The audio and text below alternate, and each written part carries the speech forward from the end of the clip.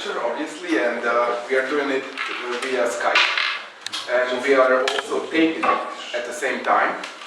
So I'm a bit excited. This is the closest thing to neurosurgery that I've been to. And I hope that this goes well. Our last speaker is Bob Jessop, currently in England. And he will be giving a talk entitled States and State Power, a Strategic-Relational Approach. So I don't want to waste any more time, and I will now give a word to Professor Jessop. Afterwards, we can have also a discussion via Skype if the connection lasts that long. So I think that all the technical prerequisites are in order, and I think we can begin. Professor Jessop. Okay, thank you very much, and thank you for agreeing to listen to my presentation via Skype. I'm very sorry that I wasn't with you for the last 2 days, but I was unable to participate, but I'm aware of the lecturers who've already spoken to you. In fact, I know them all very well as personal friends, so I can imagine some of the conversations that you've had. Because I'm not with you in person, although I have a long PowerPoint presentation, I'll try to keep my presentation fairly brief to enable you to have a proper question and answer session, because I think that's a more useful way to take advantage of my presence via Skype than for me to give you a long lecture. I've already agreed that the PowerPoint presentation could be made available to you later, so you don't need to make extensive notes, but just try to concentrate on the points that I'm making and where you agree or disagree and would like to ask questions. So you've seen the front page, and this is the outline of the full presentation. Not necessarily what it is that I'm going to say this afternoon, but some pointers perhaps for you to think about at a later stage. So I'm first going to ask the question asked of almost anybody who declares themselves to be a state theorist, which is, well, exactly what is the state? And I think that many state theorists will admit that this is the most difficult question that they have to confront. So I'll spend some time discussing the nature of the state and state power, and in that context refer to the difference between national and nation states, an important issue for thinking about the nature of the European Union, and also for thinking about the impact of globalization or internationalization or transnationalization on the form of the state and on state capacity in the current period. I'm then going to ask what I think is a very useful question, originally posed by Evgeny Pashukanis, a Russian Marxist lawyer and state theorist, about the particular form of the capitalist state, and provide some initial answers. I'm then going to note some limits of this kind of form analysis and move to the work of Gramsci and Foucault, and then the work of Poulantzas and the ways in which I've developed the ideas of Gramsci, Foucault, Poulantzas, and many others. Namely, I shall be introducing the strategic-relational approach, and then I'll be indicating some ways in which it might be applied. So we'll move to the next slide now. The question, what is the state? I've been working on state theory since 1974, more years than I care to remember. And after many attempts to identify a good entry point, I've come back to a view associated with what the Germans call allgemeine Staatslehre, which can simply be called general state theory. And what that identified three aspects of the formal characteristics of the state, namely that the state has a territory controlled by that state. It has an apparatus that makes collectively binding or authoritative decisions, and it makes them over a resident population subject to state authority. Perhaps several of you, many of you even, may be familiar with that from the work of Max Weber or from law or from more contemporary theories. That said, it's quite clear state capacities and state strength vary a great deal. There's obviously no general form of the state, and in particular, there are very big differences even within the same broad kind of state, let us say a capitalist state, in their policy regimes. And that indicates that there can be no general theory of the state in general. Perhaps in the United Nations, and not even there, all states are equal. But as George Orwell would perhaps have said, while all states are equal, some are more equal than others. And that's an additional issue for those interested in state theory, namely to explain why some states have more power than others to shape the world order, and in addition to explain the bases of state strength, which are not merely in terms of welfare, but also in terms of military power. I'm now going to offer a definition of statehood, of the general characteristics of the state. The Germans refer to this as Staatlichkeit. Statehood is not such a common word in English. And we can say that statehood is territorialized political power. And I will just invite you to read the paragraph that's there in the middle of the slide.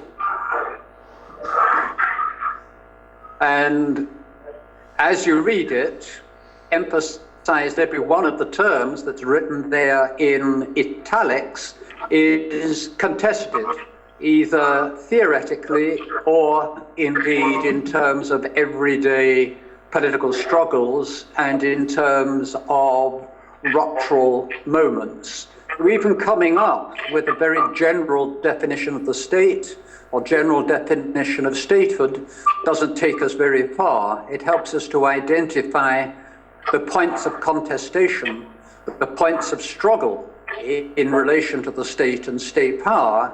It doesn't establish a definition or a reference point that can simply thereafter be taken for granted. Now I'm coming to the national state and the nation state. In many European languages, there's a failure to distinguish between the nation state and the national state. And I think this is a major problem, not only in dealing with the territorialization of political power, but also seeing it's at stake when one discusses the nature of the European Union as a state in the process of formation, for example. So a national state, signified here by the frontispiece of Hobbes's Leviathan, can be described as a sovereign territorial state constituted on the basis of a successful claim, internally and externally, to exercise the legitimate monopoly of organized violence in its territory and to use it to govern its population. There are many national states, but not all national states are nation states. Next slide, please. And here I would identify or define a nation state as a territorial state constituted on the basis of an existing nation or one that seeks to legitimize territorialization of political power on its claim to form a nation, an imagined community. Not all nation states or potential nation states are national states. In the current era or the current period, for example, Kurdistan, which is potentially a nation state, is divided among 3 national states, each of which has very distinct views on whether or not the Kurds have a right to nationhood. If one looks at the very strong sense of Kurdish national identity, clearly there is at least the basis of a legitimate claim there. And I'm speaking to you, of course, in the former Yugoslavia, which was a multinational state and broke up over issues of national identity, even though Yugoslavia was a national state in terms of national territorial statehood. Now I'm moving to the slide on the European Union, and we can ask, in the light of the features that I've identified of states, national states, and nation states, where does the European Union fit in? And of course, you've heard John Cananculum and Jens Wissel talk about this already, and I believe from the abstract that Werner Bonafelt has also spoken on this. From my viewpoint, the European Union is a state in the process of formation. That is to say, it's an attempt to establish a new mode of the territorialization of political power, a new mode of territorialization that differs from empire or multinational or federal states. It's neither a national sovereign state nor a nation state. It's acquiring more formal powers, and efforts are being made to create a European cultural and political identity. And you will have heard from John and from Jens in their respective presentations about all of the different struggles that are taking place around the nature of the European Union, about the class interests, fractional interests that it might represent, and about the nature of the powers and capacities of that state and the extent to which it should develop a national identity and so forth. The authority in the European Union is based on treaties among national states, with new member states required to accept the status quo without the right to challenge it. But the treaties are also unequal in that they're not negotiated between equal states, but some states, as I've indicated, are more influential in these regards than others. And the other point I want to make here is that if one thinks of the traditional definitions of the state, or one tries to interpret the European Union in terms of some 19th century notion of a sovereign state, we won't get very far. It seems very unusual. But if you look at the ways in which states have been changing, the rise of authoritarian statism, the increased importance of laws and of information, of governance rather than government in managing states, then it looks to be more like an attempt to rescale the actually existing state than to resurrect and to revive a 19th century kind of national sovereign state in which government is the main basis for the exercise of state power. I'm now moving to the next slide. And here, I just want to point out, I won't discuss this in more detail, that there are many ways in which one can discuss and explore the state. And I think that, or my firm belief is that there is, as I've said, no general theory of the state, and there can be no general method or general best approach to the analysis of the state. Depending on the particular questions that you're interested in, different approaches would be appropriate. And the challenge in this context is for a state theorist to develop a set of concepts, a set of approaches that are useful in dealing with all of these different sets of questions and approaches. I'm now moving to the next slide, which is the one on the question posed by Evgeny Pashukanis, who asked, why does the dominance of a class take the form of official state domination? Or which is the same thing, why is the mechanism of state constraint not created as the private mechanism of the dominant class? Why is it dissociated from the dominant class, taking the form of an impersonal mechanism of public authority, isolated from society? Now, of course, this is not a question about states in general. It's a question about the historical specificity of the capitalist type of state.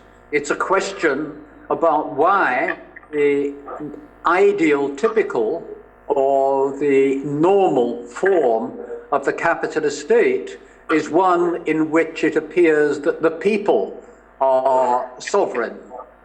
There is an equal share in the exercise of power in taking the form of impersonal sovereign authority, rather than a court or a narrow clique of slave holders or feudal lords and so forth. And it's a very important and interesting question to pose. Moving on to the next slide.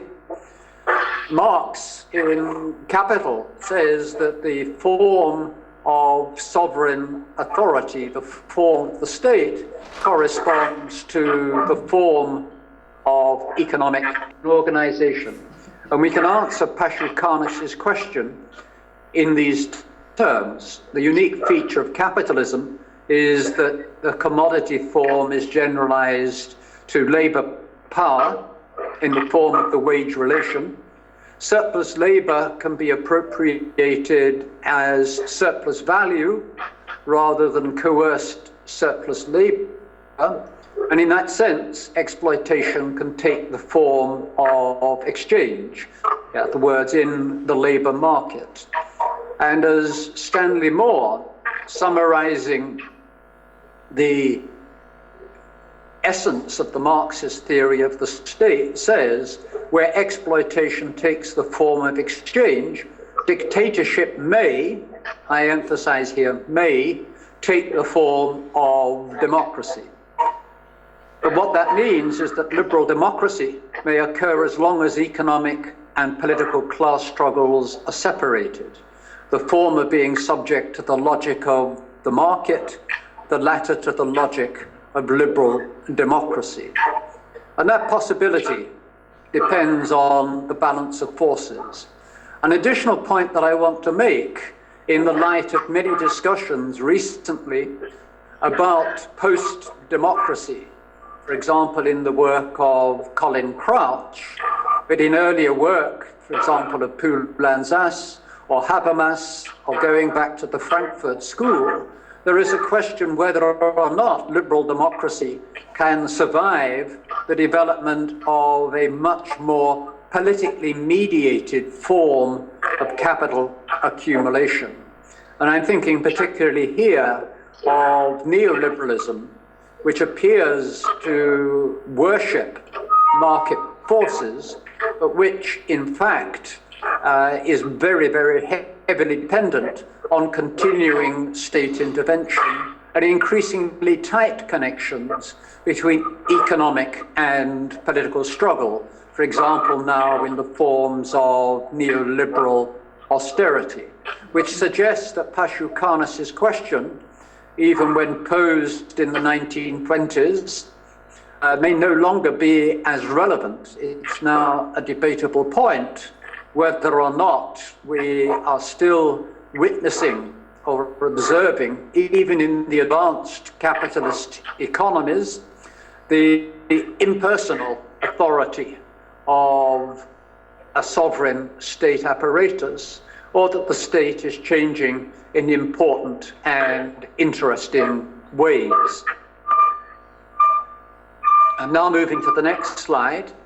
One of the implications of Pashukanis's question and the gloss that I've just given to it about whether or not his question is still valid is the importance for his question to be answered in the terms that I've just presented, whether or not the separation between the economic and politics, market and state are valid and can be reproduced. You will probably have heard this morning from Werner Bonafelt, who is very, very critical of the fetishization of the separation of the economic and the political, and in his own work, including his very recent book on critical theory, emphasizes that the separation between the economic and the political is an important source of mystification, fetishization, and debasement of the population. And I certainly endorse the view that it's important, even though in actually existing societies, it appears that economy and politics, that it appears that market and state are separate, we have to see that this is a fetishized illusion produced in and through quite specific economic, political, and other practices. And state power, even though it appears to be distinct from the economic, is integral to the reproduction of the capital relation, which depends on a strategic use of economic and extra-economic resources. And any sensible, worthwhile theory of the capitalist type of state, or indeed states in capitalist societies, must take account of this fetishized separation, which, as John Holloway and Werner Bonafelt in their earlier work have described as a separation in unity rather than an absolute separation of the economic and the political. I'm now moving to the next slide.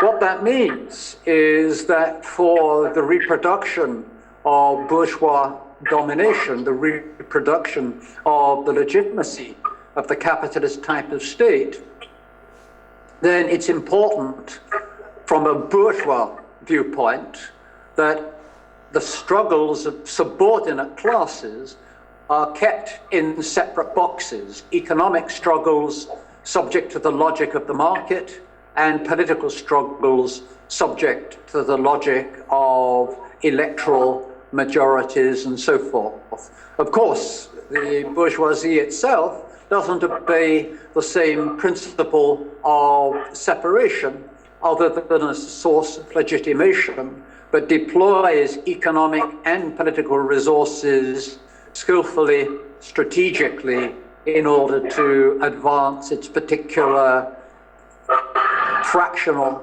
or collective interests. I'm moving to the next slide. And this is simply a listing of 5 characteristics of the normal kind of state that I invite you to think about and look at later. I want to move on in order to save time and move towards other arguments. So the next slide concerns liberal bourgeois democracy and why it might consider to be adequate, but I've already given you a brief explanation of that. The next slide is a quotation from Marx, which reinforces that point, and again, I invite you to look at that later.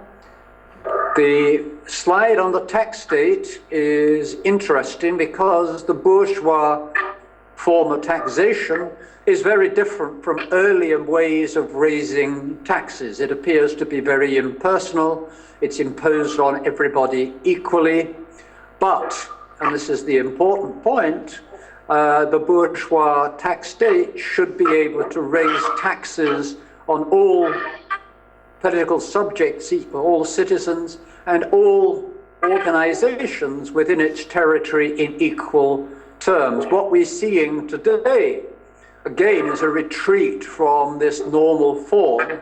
It now seems that taxes paid by transnational companies, Apple, Google, others are merely well-known examples, that taxes are almost a voluntary topic for transnational firms and are subject to negotiation between the firm and the state rather than being subject to imposition.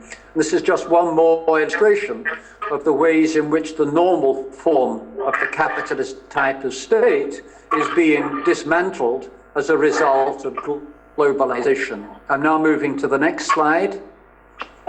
And this is a very brief contrast between the capitalist type of state, the one that conforms to Pashukanis's question, what is the, or rather why is the exercise of authority in the capitalist type of state taking the form of an impersonal authority? And you can begin to answer that question along the lines indicated on the left-hand side of that presentation.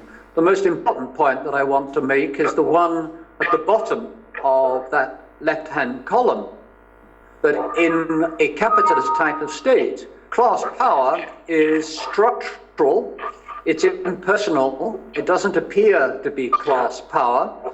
That's the answer to Pashukanis's question. And it tends to be obscure or seen as legitimate.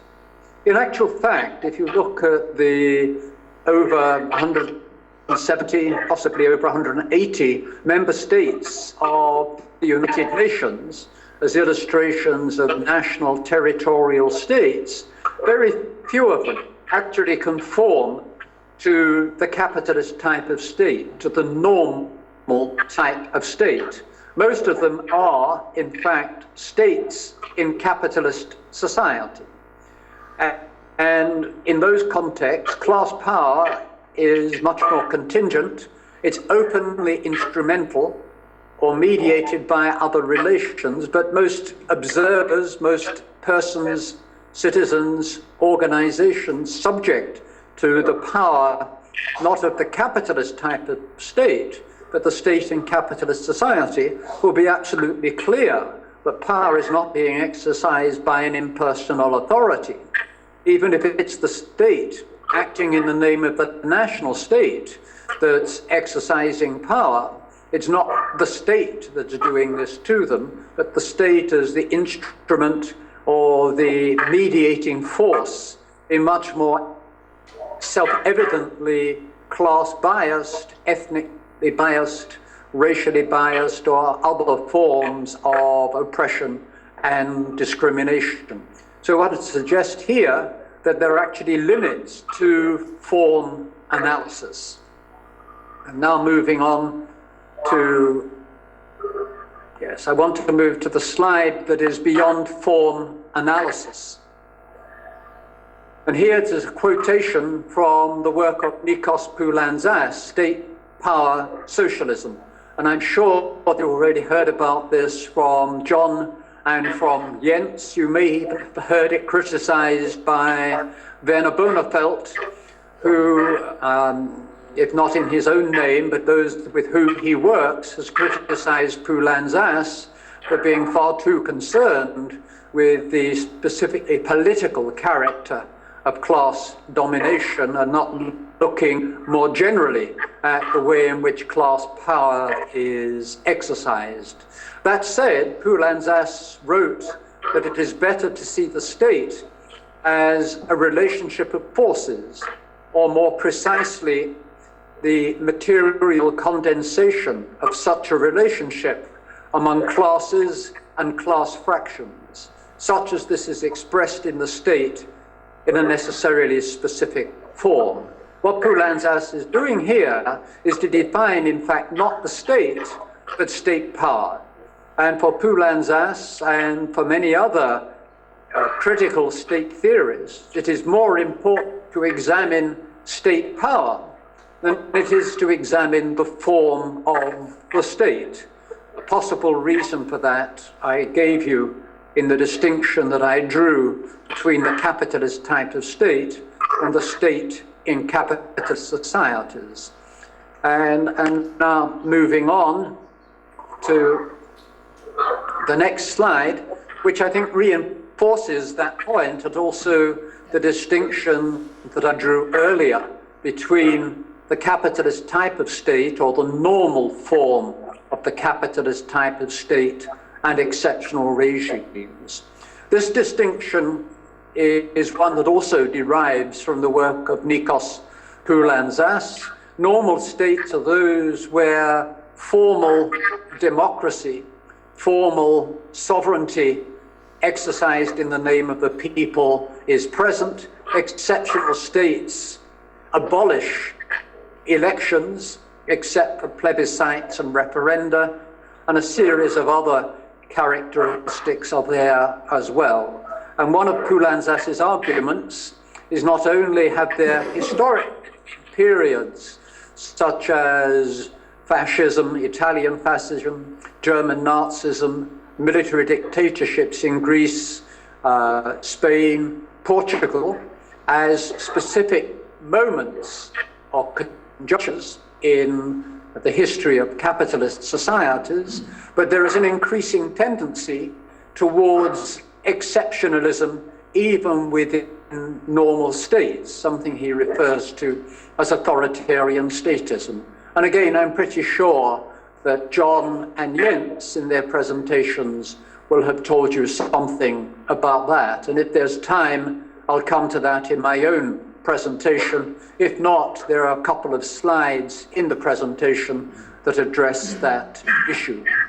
The important point here is that normal states tend to be much more stable and much more flexible in adjusting to shocks, to crises, whereas exceptional regimes are much more brittle and therefore need to resort far more to coercion and other forms of constraining, controlling, limiting popular resistance. The next slide is just an elaboration of Poulantzas' arguments illustrating the difference between military dictatorships and fascism. I won't take that further here. Again, that's something for you to look at and think about later. I now want to move, this is the slide on Gramsci, to the significance of Gramsci's work in the light of my previous remarks, because Gramsci is very little interested, either historically or in the particular conjuncture in which he wrote, in the form of the state. He's much more interested in the modalities of the exercise of state power. He doesn't look at its specific institutional mediations. He looks beyond the state in its juridico-political sense to examine power as a relation.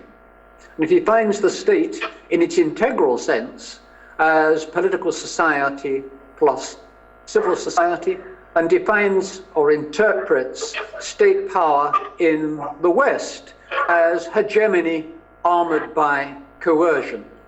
But it's also important to note that he has a very specific definition of force and of hegemony, not normal, if you like, everyday or commonsensical definitions, but definitions that fit in with his interest in how class power is reproduced. And he describes force as the use of a coercive apparatus to bring the popular masses into conformity with the requirements of a specific mode of production. So it's not random, unstructured violence, but the use of coercion with a quite specific state project, class project in mind.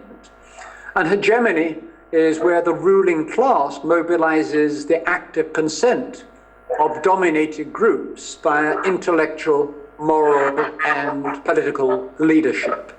And clearly, force and hegemony differ in their significance in capitalist societies, And he also mentions fraud, corruption, passive revolution, and other modalities of the exercise of state power. And what I want to suggest is not only is this a very interesting entry point into thinking about state power, but it can be linked to the work of Michel Foucault. I've got some slides later that I won't discuss, but which establish or reinforce this claim that one might usefully link the work of Foucault with that of Gramsci and Poulantzas. What I want to suggest is, rather than taking Gramsci's definition, the state equals political society plus civil society, as the basis for our analyses, I'm not suggesting that's wrong. There's another way we can think about it that might help to enrich that analysis or definition of the integral state. We can think about the state also as government plus governance in the shadow of hierarchy. Just to reiterate, political society plus civil society armored by coercion, government plus governance in the shadow of hierarchy. Now, as already indicated, government is more than the state, considered as territory, apparatus, population. It exercises power in ways that go well beyond imperative coordination.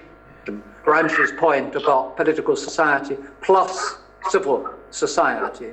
And government as a social relation, hegemony armored by coercion, involves practices that go well beyond the state. It's an attempt to juggle, to re-articulate, to recombine in different contexts for different purposes at different times, governmental power, imperative coordination, force, law, with other ways of influencing, shaping, directing, normalizing society to bring it into conformity, as Gramsci would say, with the requirements of the dominant mode of production and the forms that it takes.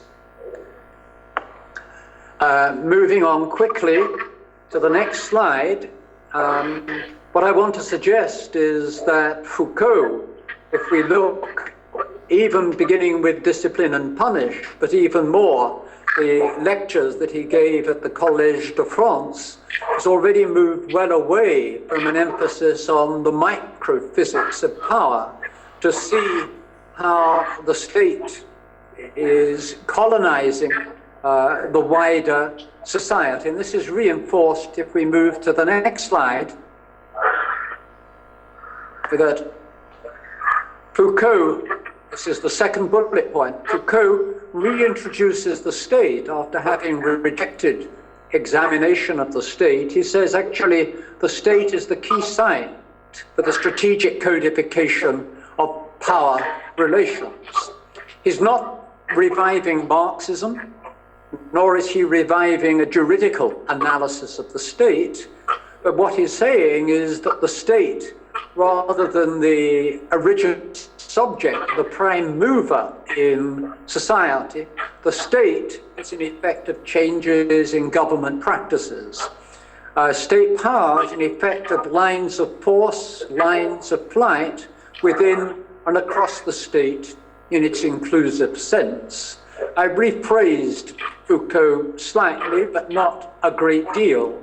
And you should be able to see then the extent to which his analysis matches or coincides, that doesn't match, but is complementary to, rather than contradictory to, the ideas of Gramsci or of Poulantzas.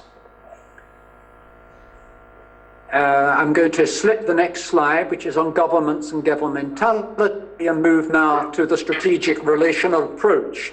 The idea that the state can be seen as a social relation. This really is a paraphrase of Nikos Poulantzas, that the state is not a thing, nor is it a rational subject, even though in everyday language we say the state does this, the state does that, as if it's an acting, willing subject. It's not a subject, nor is it simply a thing, an instrument. but it can be seen as an ensemble or an assemblage of institutions and organizations that exercises power to the extent that it does so successfully through an institutionally mediated condensation of a changing balance of forces. And this, of course, is Poulantzas, it's Gramsci, it's Foucault, it goes back to Marx's work as well. And as well as its articulation to the economic base, in other words, its functions in reproducing capital accumulation, it also has a broader significance in relation to the wider society. And in those terms, not only is it important in reproducing and maintaining economic exploitation, it's vital, it's essential to the reproduction of socio-political domination. And this occurs through the selective impact of state forms on the shaping of political opportunities and alliances, and through specific state strategies, projects, and policies. I was very jealous when I was being introduced at the T-shirt worn by the person who introduced me. Because on the back of his T-shirt in Portuguese is seleção, which means selection. So that T-shirt is one that I will try to obtain from somewhere, because it brings out very, very clearly the key word for the strategic relational theory or approach to the state, the importance of selection, of selectivity. And if we take this viewpoint seriously, that what the state power is a condensation, institutionally mediated, of a much wider balance of forces oriented to the exercise of state capacities, to the transformation of the state, we can begin to rethink the Gramsci definition along the lines that I suggested, that the state is government plus governance in the shadow of hierarchy, that government is more than the state, that government is a social relation, that it is involved in juggling different forms of governance in the context of an unstable equilibrium of compromise. I'm now moving to the next slide, and this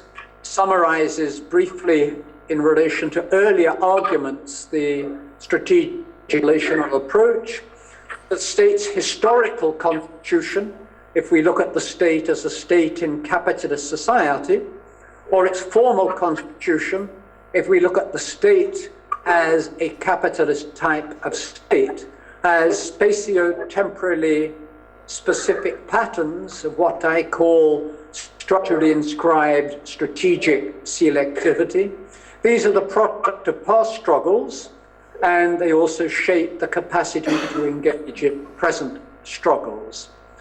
Political forces attempt to develop their strategies in the light of these selectivities and in the light of shifting conjunctures. I move to the next slide, which I'm now going to say, read that later. Move on to the next slide, which is the one labeled state power or state powers. Because I want to supplement the previous argument that we should be looking at state power as our primary focus rather than the state, by saying that actually state power is itself in need of disaggregation, of decomposition. If we see the state, as Poulantzas suggests, as an ensemble of power centers and capacities, rather than as an already unified state, then we have to understand it in terms of an assemblage. Its powers, there isn't a single power of the state, its powers in plural are activated by changing sets of politicians and officials located in specific sites, acting in specific conjunctures with specific horizons of action. And again, I'm not sure what Werner said this morning, but I'm pretty sure that John and Jens would have been telling you about the different ways in which state power within the European Union is fragmented in different policy areas, associated with different alliances of forces, with potentially different fractional interests and so forth. And what that means is, even though it's perhaps state managers that formally are responsible for the exercise of state power, it's certainly not the case that those insiders are totally separate from and insulated from the wider society, and they're certainly not acting purely in their own name, but they're acting, at least in the medium to long term, in terms of their links through to the wider balance of forces. I'm now moving to the next slide. And I suppose this is just my defense of Poulantzas against the past charges of politicism or an overemphasis on the political. Because Poulantzas is quite clear, and I endorse that view, that the state is merely one of the modalities in which through domination is exercised. It has an important part in economic and ideological domination more generally, and Poulantzas offers us a number of concepts for thinking about that, which I'm sure again you will have heard about yesterday. The ruling class in charge of the state, supporting classes, bureaucrats, social forces, and so forth. Moving on, I think I'll skip this slide, which is the wider nature for Poulantzas of domination, political, ideological domination, and the possibilities that these are not synchronized, mutually reinforcing, but can become out of synchronization. My next slide is 6 dimensions of state power, which is an attempt to bridge formal analysis and the analysis of the substantive or power aspect. And I distinguish 3 formal aspects: forms of representation, the overall institutional architecture of the state, and forms of state intervention. Mainstream political science, legal analysis, constitutional theorists are interested mostly in the formal aspects. A Poulantzasian, Gramscian, Foucauldian,Jessopian, but perhaps I should say originally Marxian analysis also looks at the social bases for state projects that attempt to unify the state, because it is merely an ensemble or assemblage of different organizations, apparatuses, power centers, and so forth. And finally, the attempt of the state to try to order civil society. The next slide presents this in more detail. I won't deal with it here. That's the formal aspects. And moving on again, the next slide gives you the substantive definitions. Both of those slides bring in, on the right side, the aspects of crisis. So there is no argument that if we look at the state or social bases, there is a presumption that this all works smoothly and without crises. Each of those 6 moments can itself be taken as an entry point into the analysis of crisis. And again, I invite you to look at that at a detail later. I think in the interest of your sanity, just watching me on a screen rather than me walking around and being animated, I'll take another 5 minutes and then we'll move to question and answer. So the next slide concerns how we might apply some of these ideas drawn from Pashukanis, from Poulantzas, from Gramsci, from Foucault in actual cases. We already had a really excellent presentation from John and Jens on this, drawing on their 3, possibly 4-year research project and some of their published work, and I will take that as an interesting illustration of ways in which a Poulantzasian or strategic-relational analysis can be applied. So how one would apply the SRA? We must first of all see the present historical or formal character results from past struggles and is reproduced and transformed in and through a wide range of political struggles. The balance of forces is modified through shifts in the strategic terrain of the state, economy and wider social formation, as well as by changes in organization, strategy and tactics. And the effectiveness of state power depends not just on the institutional forms, the capacities, the state projects, but also, and of course, on the different forms of compliance and resistance.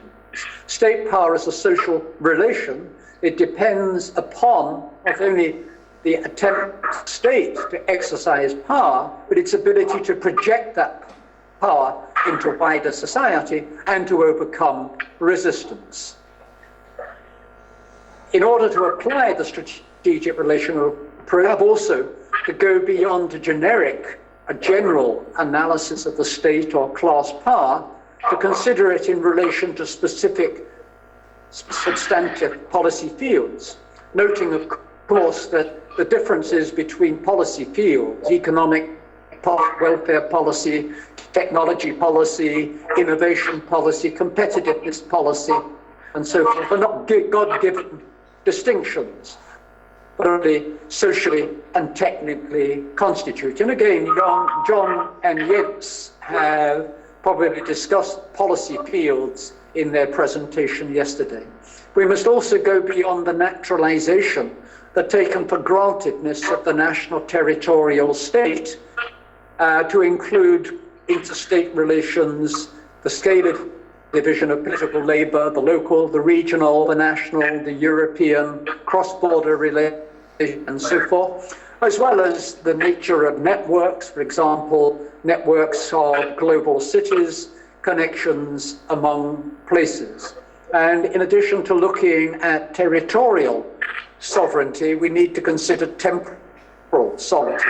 How easy is it for the state and the forces that it represents to make decisions according to specifically political rhythms? In the North Atlantic financial crisis, when that crisis broke out, the time of Black Friday, the following Monday, Tim Geithner went to Congress and said, this is the targeted asset relief program. Unless you pass this legislation today, the stock market will collapse tomorrow. That is a perfect illustration of the denial of temporal sovereignty to the state. It's clear, even if you consider for the moment Congress and the House of Representatives, Senate, democratic, it's a taking away of democratic or political sovereignty, because democracy takes time. And this was a gun to the head of Congress people saying, pass this legislation or else. And as crises become more acute, become more urgent, more and more power is being taken away from the state as it loses temporal sovereignty. There are many examples of that in the unfolding of the European crisis. And we can understand that, this is the next slide, in terms of the world market and the world of states. As the world market becomes more integrated, it, as Marx points out, generalizes and intensifies the contradictions and crisis tendencies of accumulation on a world scale. But nonetheless, accumulation occurs in a world of states, not under the command or influence of a more or less unified world state. And this is a further source of pressures on state territorial sovereignty and state temporal sovereignty. I'm now moving on to the next slide, and in the interest of getting to a speedy conclusion, I'm going quickly to move to the slide that begins economic state of emergency. It's slide 45. If you can get there, there were some previous slides intervening or commenting on much earlier debates. I want to suggest here, and I'm almost finished now, is that as a result of increasing world market integration, as a result of the increasing generalization and intensification of the contradictions of capital accumulation, we're moving to a situation where not only are there political or military states of emergency, but increasingly of economic states of emergency. And these generally require urgent action to manage the crisis, and that leads to the granting of generous discretionary powers to the state to solve the crisis, because exceptional measures require urgent, timely, targeted action. And this is one more way in which the state is losing any territorial sovereign temporal authority that it had. Moving on again, we come to what the Germans would call my Lieblingsstaatstheoretiker, my all-time favorite state theorist, Nikos Poulantzas, who already in 1974, that is to say 40 years ago, was talking about the rise of authoritarian statism, intensified state control over every sphere of socio-economic life, combined with the radical decline of the institutions of political democracy, and with draconian and multiform curtailment of so-called formal liberties. This was 40 years ago, and one can really only say that he was very far-sighted indeed, and understands what's going on far better than Colin Crouch with his work on post-democracy. The next slide just spells out in more detail 4 specific features of authoritarian statism, and I'm now going to get to my conclusion, which is, firstly, that state theorists study the state or the states mainly in scientific terms, although this always occurs in the shadow of ideological influences, even sometimes under direct pressure.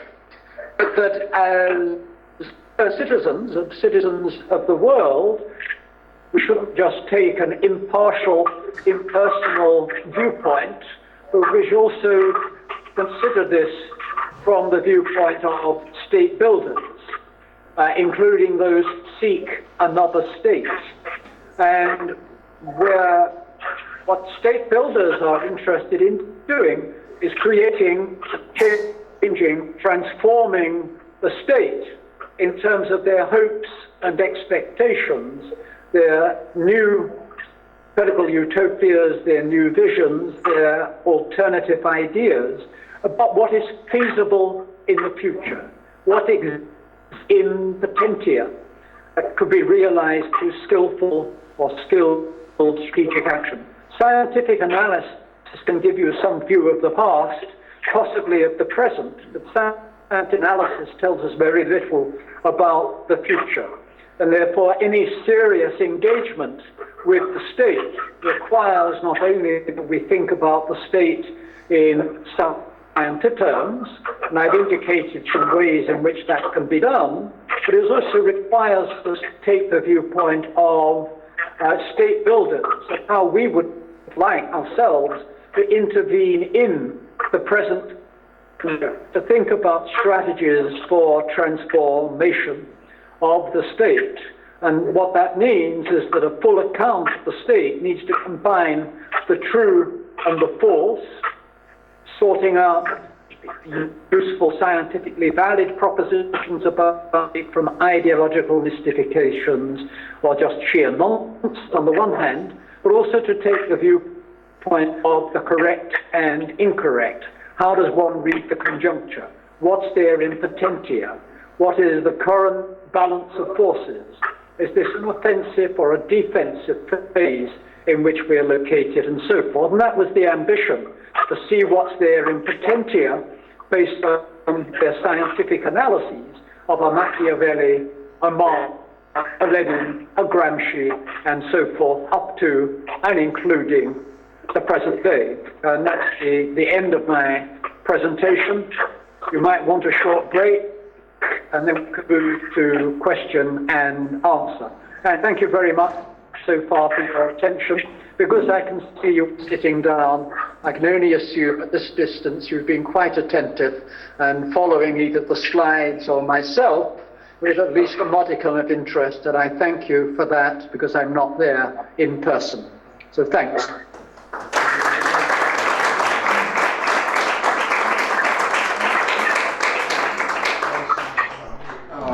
Thank you, Bob. We will not have a break. We will continue with questions immediately if you can hear us. Yes, I can still hear. Take a couple of questions, and then you can comment or give an answer to depending on the type of question. Okay. So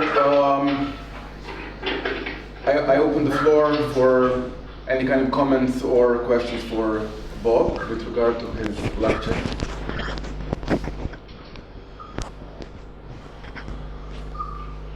Maybe I could start before the audience warms up.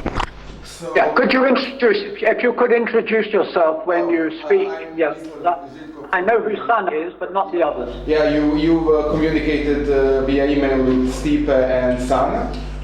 Yes. Okay, my name is Mislav, also from the Centar for Labor Studies. And I'll start with two questions.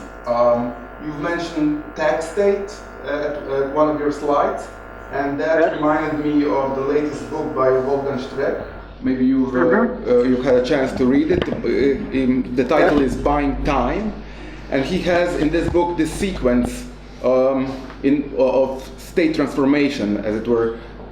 So his claim is that the state has moved from tax state to debt state to what he refers to as consolidation state, and he reads this as a way in which capitalism buys time. So he's actually, although I think he's more of a mainstream theoretician coming from the varieties of capitalism tradition, he actually employs some of the Marxian concepts of, basically Marxian theory of history, in which, of course, capitalism in the end kind of dissolves. So I was wondering, can you comment on this general thesis that this move and this transformation is actually, or could be read as something that is potentially threatening to the capitalist order as he sees it?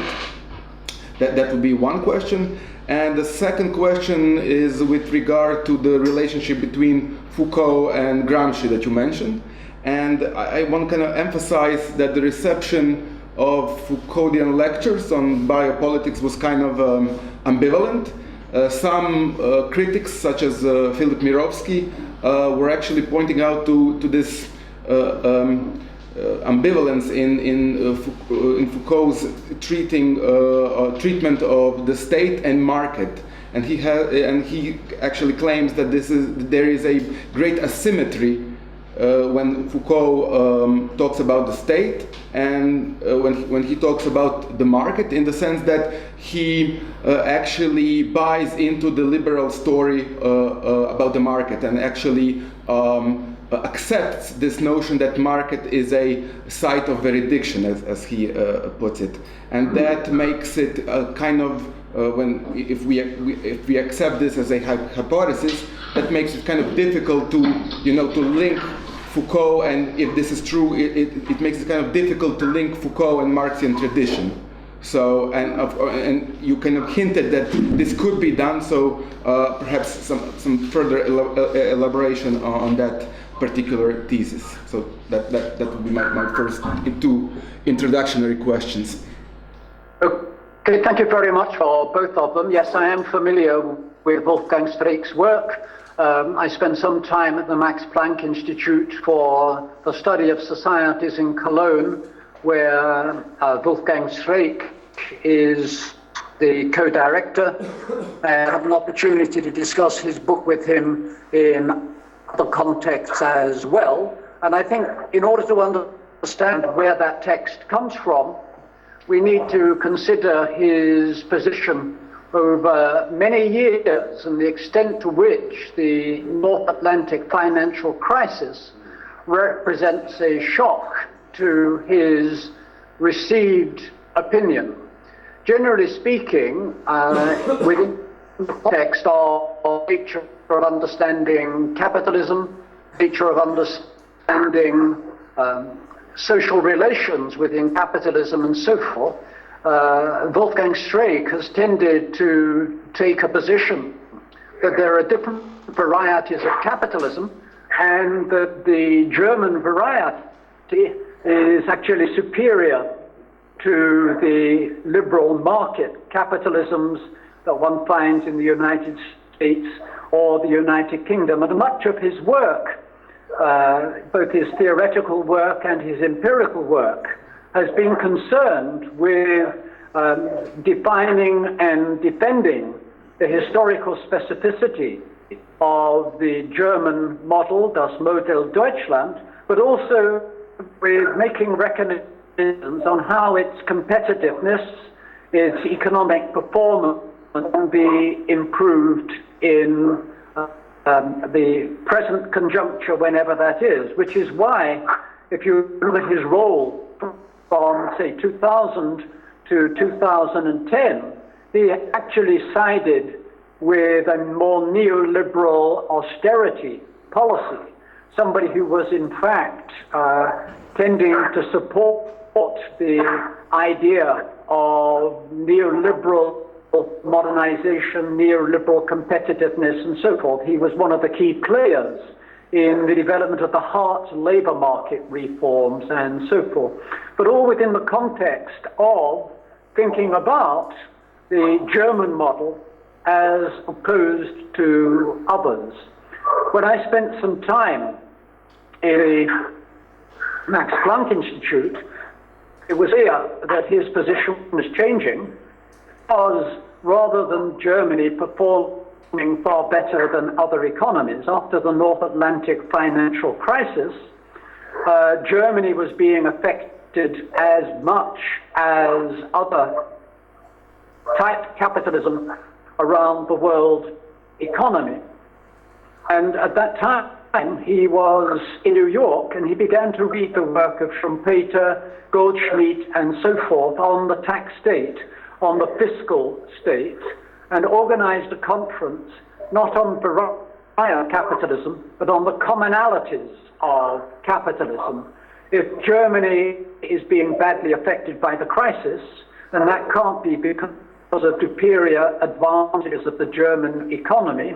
It must be because there are certain common features of an economy that it shares with other capitalist economies. And so we see a switch from an interest in promoting the German model theoretically and in terms of policy recommendations to trying to understand the nature of capitalism more generally.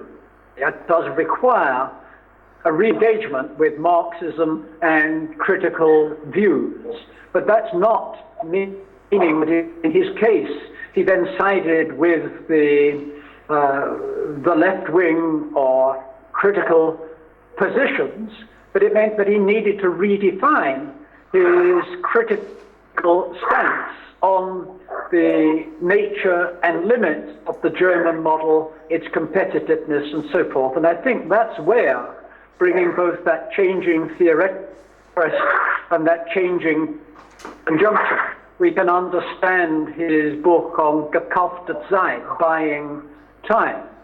But now he is thinking about the nature of an economy, not from the viewpoint of industrial relations, from the viewpoint of labor market, from the viewpoint of firm-based competitiveness, but from the viewpoint of the more macroeconomic and macro-political aspects.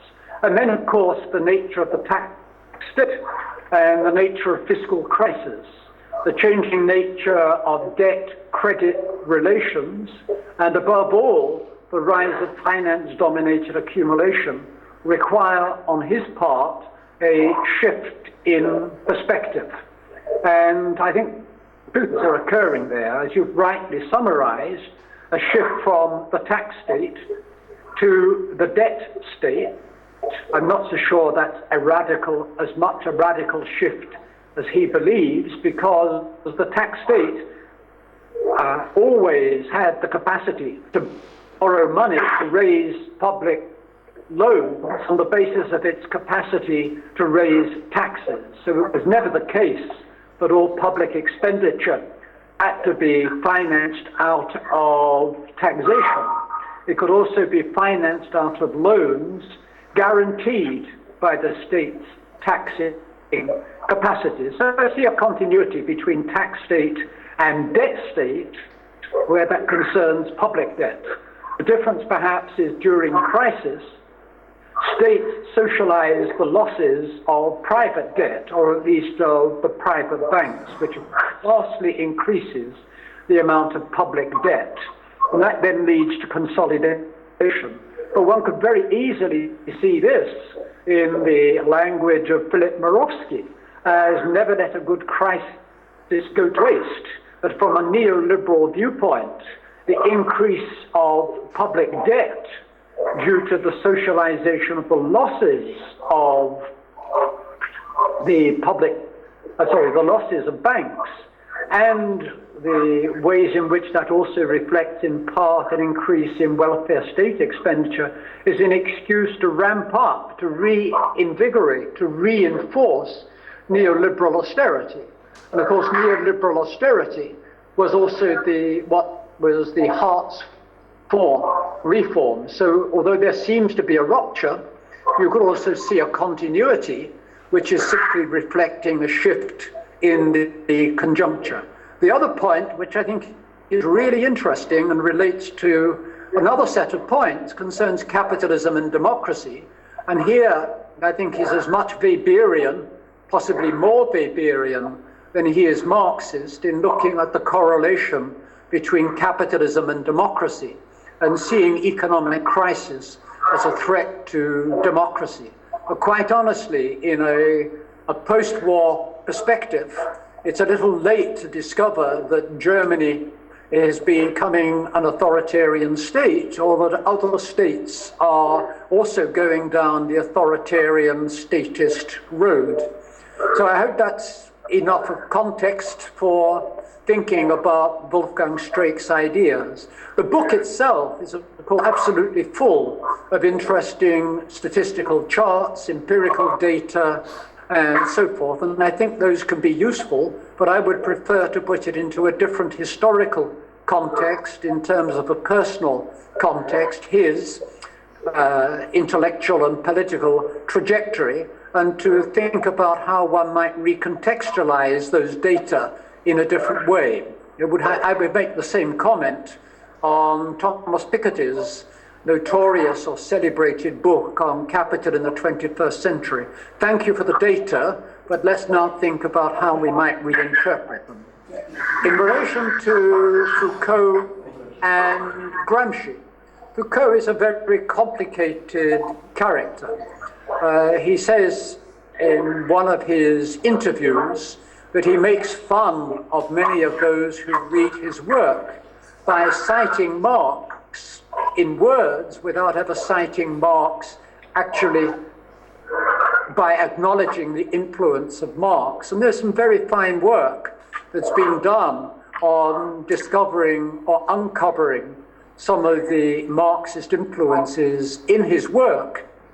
And I think we can certainly read Foucault's work from this perspective as one of several perspectives on his work. You mentioned biopolitics in particular, and I think that if we take a Marxian viewpoint, then this is also the viewpoint of reproduction. It's the viewpoint of the reproduction of the labor force as a fictitious commodity, not only on a day-to-day basis, but also over the life course and in intergenerational terms.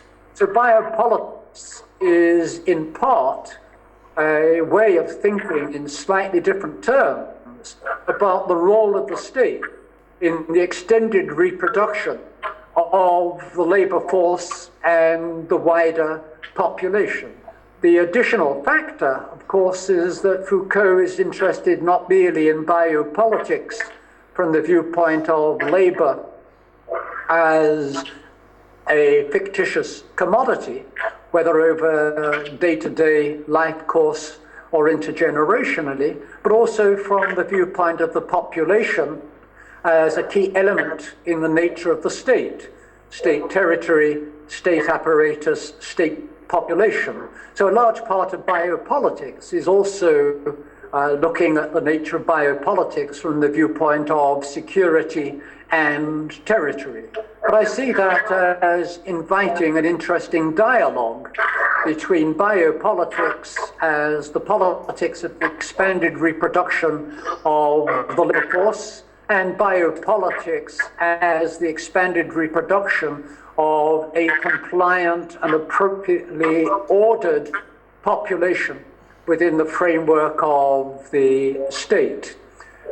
In relation to the second point that you made, does Foucault buy into the separation between the market and the state, and does he over-identify with the idea of homo economicus and over-identify with Chicago neoliberalism or possibly Freiburg Ordo liberalism?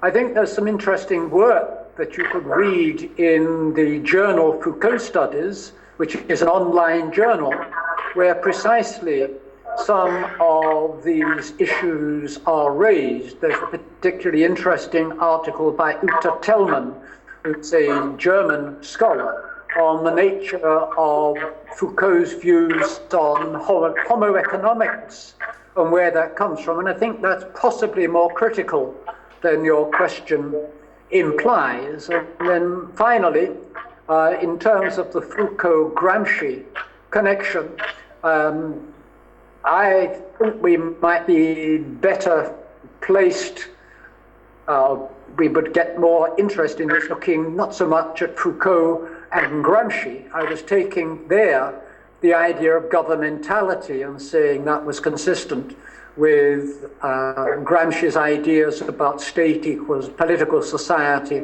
plus civil society, but there are certainly some very interesting convergences between Poulantzas' work on state power and how one would understand the new modalities of the exercise of state power, and some of Gramsci's work, Foucault's work on discipline, normalization, and I think one might add biopolitics and anatomopolitics, but always in the context of how these are related to the state as the site of the strategic codification of power relations, and how, in Foucault's terms, you get this in the book on territory security, how the state effect is produced as the result of a multiplicity of micro-level, meso-level practices that give some degree of unity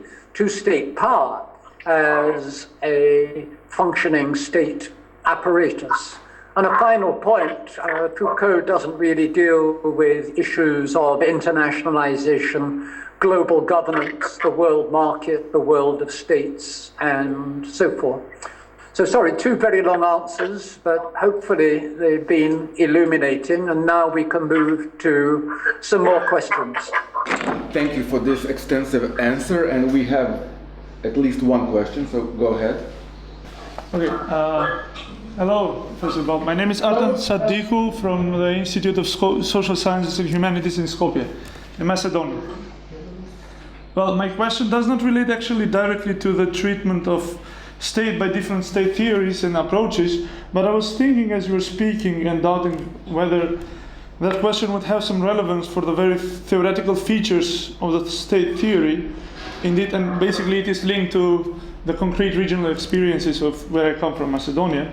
And actually, indeed, if we consider the state within this theory that was presented yesterday and today as a condensation of social forces and relations and assemblage of institutions, that would somehow imply that we always have a state with different modes of its appearance, which are contingent to the basically concrete local configurations of those social forces, and that we already have always a sort of power block which organizes the state power and so on.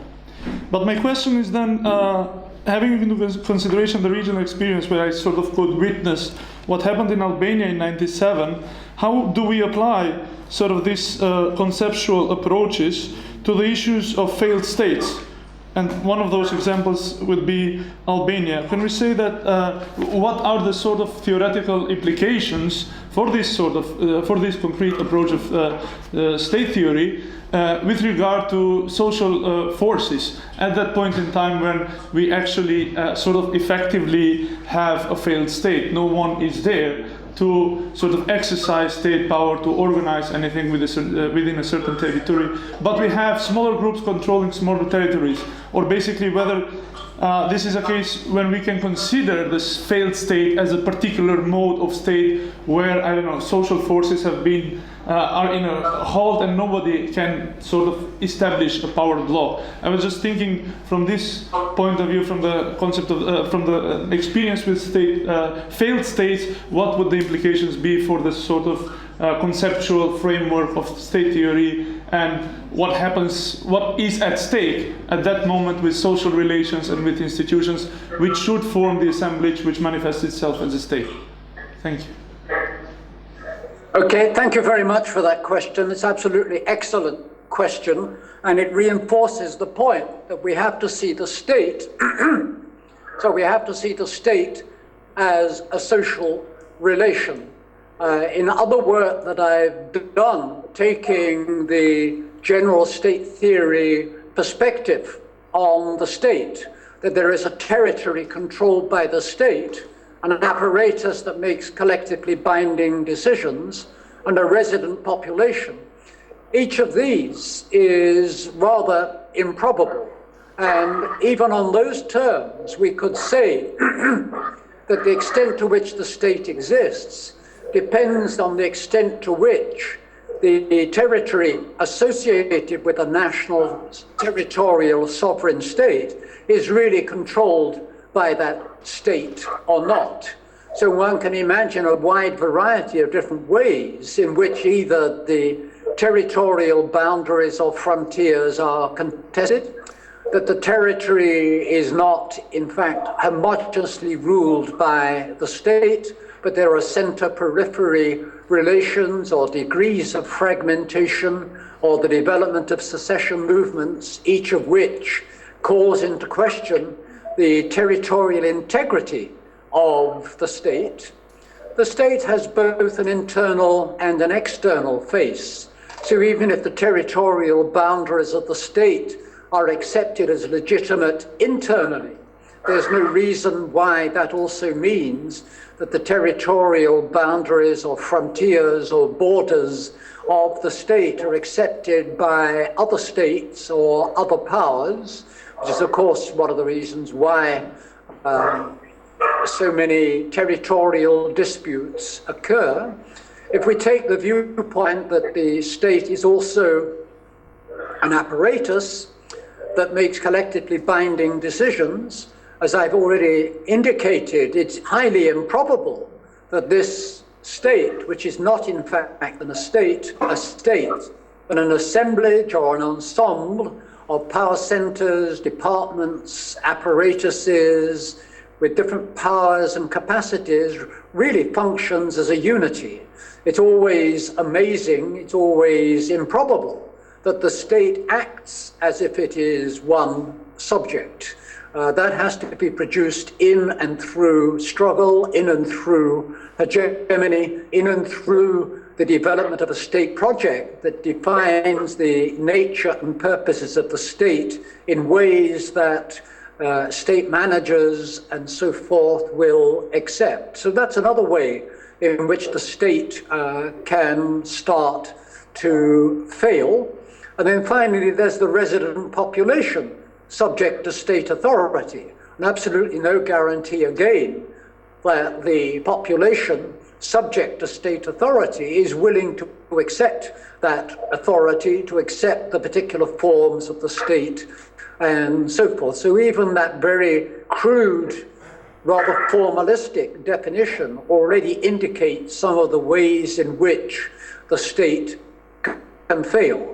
It's an important part of my argument, but I'm only borrowing that also from Marx or from Lenin or from Gramsci, who after all was talking about a failed state when he examined Italy, or Poulantzas and others, that the state is not something that is formed once and for all, but is always in the process of formation and reformation. And in that sense, that's always contested.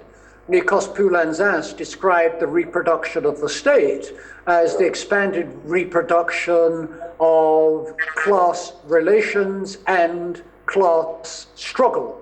And I think we can make the same point. Now, if the PowerPoint is still up, I'd like to move you to slide number 35. And I'll go there myself. Okay. So it's the three formal dimensions. Okay. And this gives me an opportunity to say a little bit more in response to this question. You see that if we look at the first slide is the three formal dimensions: modes of representation, modes of articulation, modes of intervention. And on the right-hand column, I've got key crisis aspects. So crises of political representation, in terms of crisis of parties, in the crisis of the legislature, social movements, and so forth. That certain groups are not being represented and resent that. Certain groups are overrepresented, and that causes difficulties. In terms of the modes of articulation, there's the crisis of integration, institutional integration, the tendency to the disunity of the state apparatus. And I think it's highly improbable that a state apparatus ever functions in a unified manner, given all of the internal fractionings and all of the difficulties that exist there, especially when we see the state at a national level is integrated into an international order, which is also in turn a source of pressures on internal unity. What's going on in a national state, what goes on within the European Union, is not purely internal to the national state apparatus or the European state apparatus, because it has links with apparatuses, with architectures elsewhere. And again, modes of intervention, the possibility of what Jürgen Habermas calls rationality crisis or state failure in terms of its ability to intervene and to shape and to realize its objectives. Even more interesting, I hope, is the next slide, which deals with the three substantive dimensions: the social bases of the state project, and hegemonic visions. And if we look at that, again, you can see key crisis aspects. The crisis of the power bloc, as Gramsci would put it, the state of disaffection with parties, with social movements, with the state. The Germans have two fantastic words for this, Staatsverdrossenheit and Parteiverdrossenheit, the state of being fed up with the state of being fed up with political parties. And this is certainly a key feature of the potential disruption and breakdown of the social bases of the state mobilized behind it in terms of its legitimacy and so forth. In terms of the state project, again, a legitimacy crisis, an internal loss of faith in state projects on the part of state managers, those working at different levels of the state apparatus, and that then in turn has broader repercussions. Revolutions occur most often when the military no longer have faith in the nature of the state. If the the military don't go over and the police don't go over, states tend to be able to reimpose their authority. But when even those that are employed with the state, within the state, lose faith, you have real difficulties. There can be differences between when sergeants lose faith, colonels lose faith, and generals lose faith from an army viewpoint, but the same phenomena, the same tendencies are evident elsewhere. And then finally, there's the crisis of hegemony, the wider loss of faith in the hegemonic vision. So I think a general approach to the state, general state theory, and a reinterpretation of that in terms of the strategic relational approach, always identifying, even at the level of form, potential crisis tendencies, helps you to deal with that.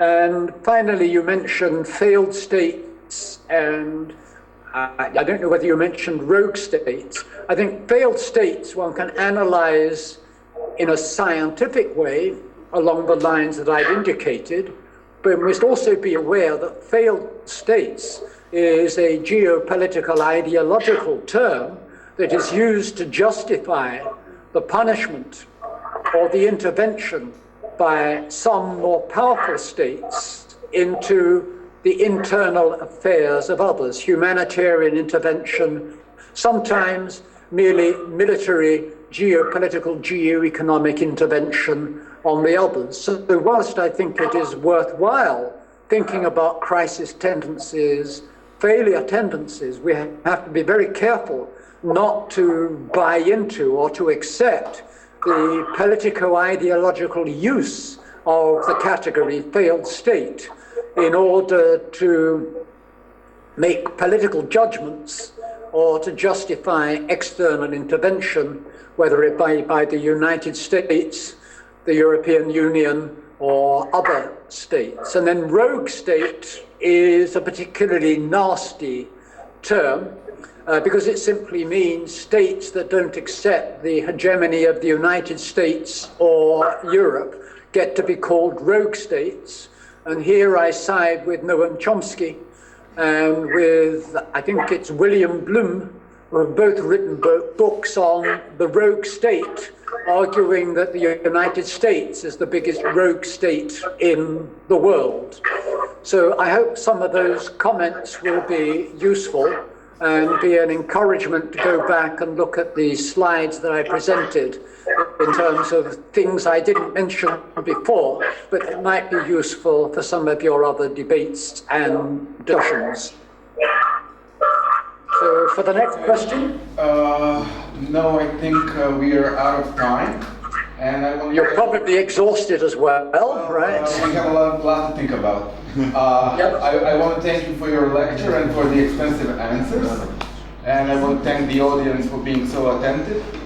And see you soon, I hope. Yes, okay. And what I will do is to send, in the light of your questions, 3 or 4 more papers that can be circulated to all of the participants. Thank you. And thank you very much for your attention. And I'm very sorry that I missed it, but if there is another invitation in future, I look forward to coming and meeting some of you in person. So over and out from me, and have a good evening. Good evening.